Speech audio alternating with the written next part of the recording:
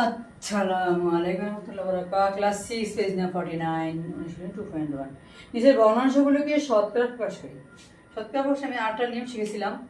আপনি নিয়ম বলতে একটাই, কিন্তু অনেকে আবার দেখি দুইটা দেয়, জন্য দিলাম আর কি। যেমন এই যে 7 মানে দুইটাকে মানে হরলবের মতো, মানে সমহরের মতো দুইটাকে 100 দিয়ে দেখছি অনেকে করে, যার জন্য আমিও বুঝলাম যে আসলে দরকার আছে কি না। হ্যাঁ, তো দিলাম এখানে। তো আমরা সাধারণত এটা এটা কাটতে হয় 5 দিয়ে 3 পাঁচা 15, 5 বিশা 100।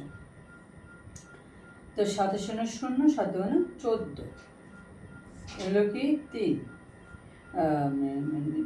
যেহেতু আমরা দেখতেছি যাচ্ছে না, ভগ্নাংশ মানি যত ছোট করা যায়, তাহলে 140কে আমরা 3 14 যাবে কত, 3 ছাড়া 12, 12 তার থেকে 2 318, 2। তাহলে এখন আমরা দেখছি যে ভাজক তো নিচে আসবে, ভাগশেষ উপরে যাবে। তাহলে এখানে এই যে পার্সেন্টেজ, এই যে 100 জন্য পার্সেন্টেজ। এখন এই 100 না দিলেও চলে, মানে শতকরা বলতে 100তে সবাই বুঝে, তাহলে 100 দিয়ে দিলে এনাফ। যেমন এই যে এটা করবো, এই যে 100 25, 5 বিশা 100, 5 পাঁচা 25, তাহলে কত হবে অর্ধেক অর্ধেক, তাহলে কি 4 পাঁচা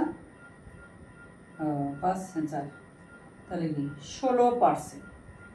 যেহেতু আমাদের বলছে যে শতকরা প্রকাশ করতে, তো আমরা এই যে 100, এই যে 100, এই 100 শতকরার জন্য আসছে 16%। এটা ইয়ে করলে 16%। হ্যাঁ, তো ওই নিচের 100 না দিলেও চলে, সেটা বুঝতেছিলাম।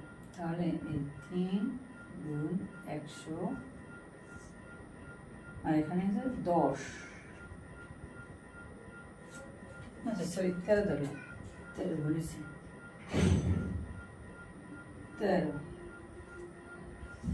হ্যাঁ, তাহলে আমরা তো বুঝতে পারি 13 কোনোটা আমাদের যাবে না, তাহলে 300, 13 ভাজক ভাগ দিই, 26, 10 ধরলে আমরা 1.10 হবে, 10 থেকে 6 গেলে থাকবে 4, তো এখানে মিলে গেল 0, 3 13 39।